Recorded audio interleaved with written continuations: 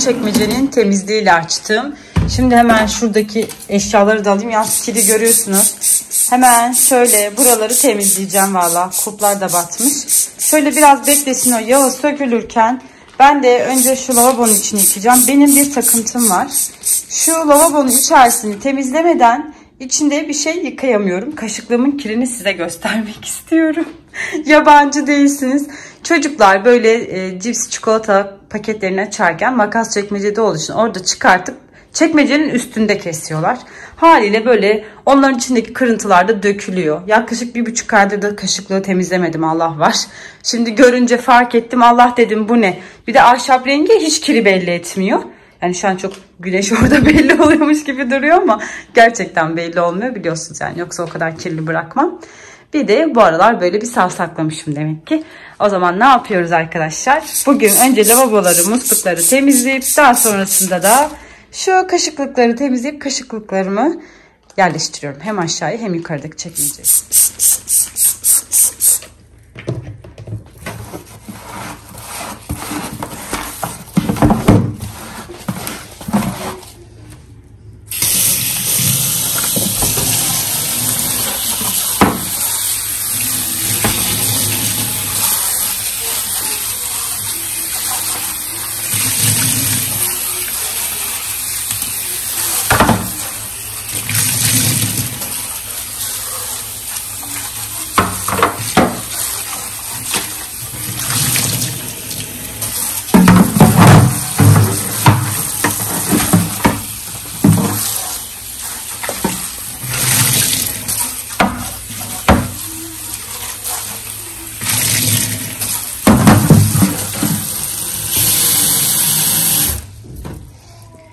Evet kızlar, sonuç tertemiz oldu. Şimdi hemen şöyle şurada bir 5-10 dakika beklesin, kurusun.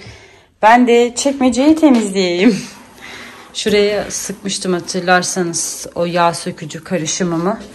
Şimdi hemen şöyle çekmecenin dışından içine başlayıp güzelce bir temizleyelim çekmecemizi. Bu çekmeceyi de büyük yaptırmadığım için çok pişmanım. Keşke uzun yaptırmış olsaydım. Kızlar, şu anda mutfağın hali bu. Birkaç tane kirli bir şey, çöpler falan çıktı. Bulaşık süngerimi değiştirdim ama size burayı göstereceğim. Hazır mısınız? Yani demek istiyorum ki bu aşk değil de ne? Keşke şuraya o müziği koyabilsem ama telif yiyoruz biliyorsunuz. Şu sarı şeyler var ya çekmecenin kenarındaki. Onları asla çıkartamıyorum. Bakın bıçakla kazımam gerekiyor. Çünkü silikon. Hani mobilya silikonu. Mobilyacı yapıştırmış çekmece o şekilde, sağ olsun. Çıkmıyor. Çok çirkin görünebiliyor ama yapabileceğim bir şey yok. Beyaza boyarmışım, ne giderim. Çekmecelerimi bu şekilde düzelttim. Çekmecemi pardon. Kaşıklık bir tuhaf oldu. Neden kaşıklar tuhaf oldu hemen söyleyeyim. Kimisi böyle farklı renk, kimisi farklı desen. O yüzden tam olarak ebatlara uymuyor ama gayet düzgün oldu bence. Şimdi bir kahve içebilirim. Vallahi kızlar, benden size bir abla tavsiyesi. Lütfen dolaplarınızı parlak yaptırmayın. Bakar mısınız? Şunu şu hale getireceğim diye 1 saattir siliyorum ya. Çok pişmanım ama yapacak hiçbir şey yok. Şimdi hemen buzdolabını da sileceğim. Bakın buzdolabının dışı parlak cam değil mi? Ama dolap daha parlak, farkında mısınız? Yani şu buzdolabının cam hali bile şu dolap kadar beni yormuyor. Çünkü o kadar parmak izi olmuyor. O kadar şey yapmıyor. Yani hani gözüme batmıyor burayı temizlemek. Bir de memnun musunuz diye vallahi çocuklar kaç kere sandalyeyi bile çarptılar taşırken. Mesela misafir geliyor. Yemek odasının sandalyesini buraya taşıyoruz. Çarpıldı da hiçbir şey olmuyor. Hayır, şu an gelmiyor aşkım. Yani misal olarak anlatıyorum. Evet kızlar, o kadar temizliğin tabii ki bir sonucu olacaktı. Bebek bacım da geldi. Beraber yiyeceğiz yemeğimizi. Yalnız bana bak. Aşkım. Aşiret. Sen bir hanım alsın tatlım. İstediğin gibi oturabilirsin. Şimdi size mutfağı göstereceğim. Bakın o kadar temizlik. Ya, yabancı değilsiniz kız. Elimde poşet vardı. Buraya bırakayım, size bir şey olmaz. Şu mutfağın dolapları böyle parladığında ben bir defa daha evime aşık oluyorum. Bakın buzdolabının güzelliğine. Sonra yerleri de sildim bir güzel. Halımı da yıkamıştım, kurutmuştum. Halıyı da serdim. Bakın tertemiz. Elif abla diyor ki evi çok güzel temizlemişsin. Gel bizim evi de temizle. Elin gelinleri gidiyor temizlemeye. Ya aşk olsun. Şu avizeyi kim açtı kız? Şunu açalım. Avizede titriyordu. Bakın titreme olayı geçti hemen. Avizenin ışığı yanık olduğunda herhalde şu kristallerden midir nedir? Aşırı derecede titreme yapıyor. Değiştirme, elin gelinlerini anlatıyordum sana. Aşkım ben senin sabah geleyim 9'da sileyim mutfak dolaplarını. Tertemiz olur. Yemin ederim. Vallahi kız temizlerim, aşk olsun. Temizlik olsun bana. En sevdiğim şey. Bana yemek demeyin, temizlik değil. Biliyorsun. Yalnız görümcemi de diyecektim ha, biz aynıyız. Elif abla da yemek yapmayı hiç sevmez. Ama ben mesela gerçekten söylüyorum. Evimde yardımcım olsun, ben yine temizlik yaparım. Seviyorum.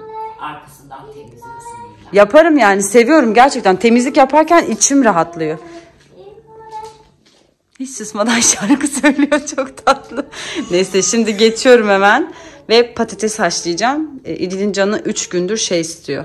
Neydi kız? Patates püresi. Adı aklıma gelmedi. Patates püresi yapacağız.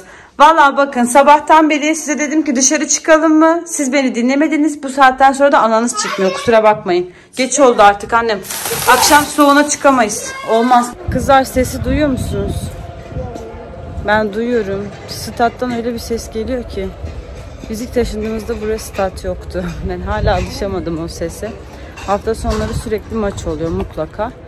Şu anda da ses var. Evden kaçtık. Dün temizlik yaptığım için dışarı çıkmamıştık. Ay araba çok kirlenmiş. Oy. Bugün de dedim böyle çıkalım. Bir şeyler yeriz. Ben kahvaltı yapmadım. Çocuklara yedirdim ama canım bir şey istemiyordum. Midem bir tuhaftı. Şimdi kendime geldim. Belki bir şeyler atıştırırım. Neriman'la gezeceğiz bugün inşallah. O da birazdan gelecek. Ne sohbet ediyorsunuz? Az bana da anlatın. Anlamıyorsun. Niye anlamayayım kız ben? Çünkü tanımadın. İdil Öykü var ya, tam bir aslan burcu, temas bağımlısı. Böyle dokunarak sevsin, vantuz gibi yapışsın. Neydi o hayvan İdil Öykü yapışıp bırakmayan? Koala. İşte sen olsun aşkım. Gerçekten yani. Bana da mesela bir sarılır, yarım saat, bir saat bırakmaz. Aynı benim koalaların İdil'den daha tatlı olduğunu. Saçmalama, İdil daha tatlı koalalardan. Ben size koala ile ilgili bir video izleteceğim. Anne. İşte güneş gözlüğünü taktım. Güneş gözü de büyük ya biraz. Tuhaf durdu. Ezan da okunuyor. Ay, kız çık oradan cimcime, gel bakayım. Neriman da geldi şimdi. Aras'cığım da geldi. El salla bakalım Aras. Kıvanç Tatlıtuğ'un çocukluk hali. Yerim seni. Elif ablana Behlül'üm diyor. İdil de bu aralar çok zıtlaştıkları için yo diyor. Bizim Neriman'la pembe giyinmemiş pek. Hadi gel bakalım, bir de ezan okunuyor işte. Sen başla. Yeni mi? Bir dakika. Çok güzel görünüyor ya. 1, 2, 3. Hangisi? Beyaz çatal al. Biri senin, biri onun.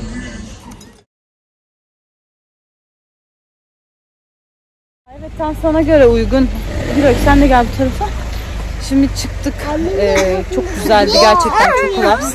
Orada ismi sarmaymış. Onu yiyebilirsiniz. Böyle waffle'ın çok iyi anlaşılar görüyorsunuz. Waffle'ın biraz daha böyle yuvarlak sarma gibi hali. Ama gerçekten tadı çok güzel. Tavsiye ediyorum yani. Böyle orada da farklı yerler arayan arkadaşlar gidebilirler. Şimdi çocukları arabaya bineceğiz. Hadi bakalım, bekliyorum ortasından. Ben bilmiyorum ama siz gelmeyin, biz gidelim. Yürü kız Neriman, gidiyoruz biz. Şu anda Orca'dayız. Aslında benim verileceği bir tane suluk almam lazım, demir ama. Çünkü plastik sulukları ve onlardan hoşlanmıyorum. İhtiyaçlarımızı alacağız sadece aşkım, o kadar. Resim defterine ihtiyaçları varmış. Resim defteri alacak. Şunu buldum, şunu aldım. Nerimancığımla kahvelerimizi yaptık da başımıza gelmeyen kalmadı. Neyse çok şükür halloldu.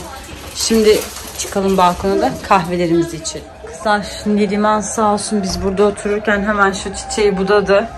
Böyle o tez canlı bir şey gördüm mü hemen yapıyor. Şu anda da ezan okunuyor. Kahve içerken burada böyle biraz sohbet edeceğiz. Çok huzurlu bir gün bugün.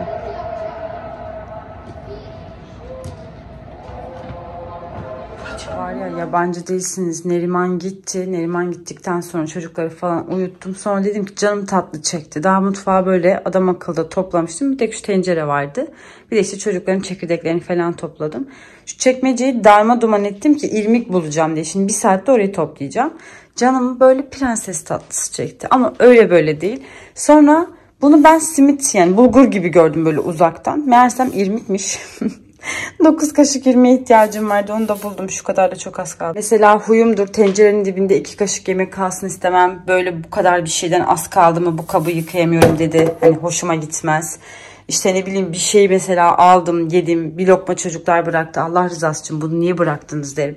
Mesela bu yemekten şu kadar kaldı. Şimdi bu niye kaldı? Yani bu kadar yemeği kim yiyecek? Günah. Sevmem. O yüzden şimdi o yemeğe gıcık oldum. Neyse, buzdolabında açılmamış bir paket sütüm vardı. 9 kaşık 20'ye 9 kaşık toz şekeri, 1 paket süte, 1 litre süte yani. Bir de 1 paket vanilyaya ihtiyacım var. Çok az bir şey de tereyağı ekleyeceğim. Çok az bir şey, tarifte yok. Daha sonrasında da borcama güzel bir prenses tatlısı yapacağım. Hindistan cevizi de ekleyeceğim, 1 yemek kaşığı. Ben çok seviyorum tadını. Kızların yarın Berileci'nin beslenmesine koyacağım. İdil Öykü de yarın okuldan gelince güzel güzel tatlısını yer. Şöyle Dost'un eşim almış 1 litre sütünü hemen tencereye ekleyeyim. Yalnız sanki birisi bu sütü açıp biraz içmiş gibiydi ya. Pek de içilmiş gibi de değildi, anlayamadım. Acaba ben açıp kahveye falan ekledim de onu mu hatırlamıyorum. Neyse, olabilir. Şöyle hemen ekleyeyim. Üzerine bu 9 yemek kaşığı kızlar. Bu da 9 yemek kaşığı şeker. Üzerine hemen 1 yemek kaşığı tereyağıyla ekleyeceğim. Vanilyasını, ama vanilyasını almaya yakın sonra ekleyeceğim. Şimdi değil. Acı bir tat vermesin diye. Bir şey söyleyeyim mi? Bakınız. Bu nedir ya? Bu nedir? Bu nedir? Bu nedir? Bu kimin paşası? Kara kuzum, kara gözlüm. Asla böyle yanımdan ayrılmıyor. Ben bir şey yaparken gelir, ayağımın ortasına yatar. Ben onunla ilgilenmezsem kalkar, kafasını böyle paçalarıma sürtüyor. Bir de böyle kendini yere atıyor beni sev diye. Nasıl sevmeyeyim? Annesinin gülü. Çok severim kara kuzumu ben. Ondan sonra onu seveceğimi biliyor, çünkü ben ona asla kıyamam. Orada gelir bana böyle kuyruğunu vuruyor, bakın. Sallıyor sallıyor. Hani diyor, beni sevecek misin anne diyor. Beni sevecek misin? Çok seviyorum seni Duman. Gerçekten. 4 yaşına basmasına çok az kaldı. Bir 4 ay mı ne kaldı? Büyüyor paşam. Ve gerçekten evde bir kedinin olması, bir canlının olması çocuklar için de çok güzel, çok farklı, bizim ailemizin bir parçası. O benim bal gözlüm. Çok uykusu var. Yatağına gitmek yerine anasının dizinin dibinden ayrılmıyor gül gözlüm. Tosbihim benim. Kara kuzum. Kilosunu merak edenler için söyleyeyim. Duman 3,5 yaşında ve 3 kilo 600, 3 kilo 800 gram arasında gidip geliyor. Hani kilolu bir kedi değil. Mamasının önünden hiçbir şekilde ayırmıyoruz. Kuru mama ile besleniyor. Genelde Hils'in narlı mamasını alıyoruz. Onu seviyor, tavuklu narlı. Yaş mamayı da eşim 2 haftada bir falan veriyor. Öyle sürekli vermiyor. Değil mi gözüm? Değil mi paşam? Kara kuzum. Kızlar vallahi ah ettim, yaptım. Beni böyle Antep fıstığı ve çikolatayla da süsledim. Biraz soğusun buzdolabında. Yarın sabah beslenmesine koyarım Beriltoş'un. Çok güzel oldu tadı. Dışına bakmayın. Gece uykum var, düzeltemedim. Şu an var ya, gecenin saat 2.30, videoyu ancak kapatabiliyorum. Durun bir saniye, şurada bir şey var. Ve aslında bu videoyu sessiz vlog olarak çekecektim tamamen. Ama evde çocuklara sessiz olun diyemeyeceğim için o videonun devamı sessiz vlog olmadı. Şunu anladım, sessiz vlog çekmek gerçekten çok zor. Hani öksürseniz bile orayı kesiyorsunuz. İşte mesela Duman miyavladığında böyle vıcı vıcı ses çıkıyor, arkada olmuyor falan. Gerçekten büyük bir emek. Hani bizim videomuzu çekmek de büyük bir emek. Konuştuğumuz her şeye dikkat etmen gerekiyor vesaire, ama en azından videonun yarısından biraz daha fazla sessiz vlog oldu. Bilmiyorum, hoşunuza gitti mi? O tarz videolar istiyor musunuz? Belki çocukların olmadığı saatlerde evde o şekilde çekebilirim, ama bunu yanlış planladım. Yani daha uzun saatler evde olmadıkları bir zaman çekmem lazım. Sabahtan akşama kadar, mesela 4'te geliyorlar ya, o zamana kadar. Ama bu sefer Berileci saat 2.30'da eve geldi. Okuldan çıkıyor ya. Ve ben almaya gittim falan filan derken o videonun devamı sessiz olmadı. Çünkü Berileci zaten otururken bile şarkı söyleyen bir çocuk. Yani o kısım olmadı. Devamı sesli oldu. Sonra da zaten dışarıda çıkmıştık. O videoyu da ekledim. 2 gün beraber olmuş oldu vlogta yani. Bu şekilde, umarım ki beğenmişsinizdir. Eğer beğendiyseniz yorumlara yazarsanız fikirlerinizi gerçekten çok merak ediyorum. Biraz böyle farklı bir video olmuş oldu. Yazarsanız mutlu olurum. Hala abone değilseniz ve beni düzenli bir şekilde izliyorsanız lütfen abone olmayı da unutmayın. Kendinize iyi bakın. Allah'a emanet olun. Bir sonraki videoda görüşmek üzere inşallah. Hoşça kalın.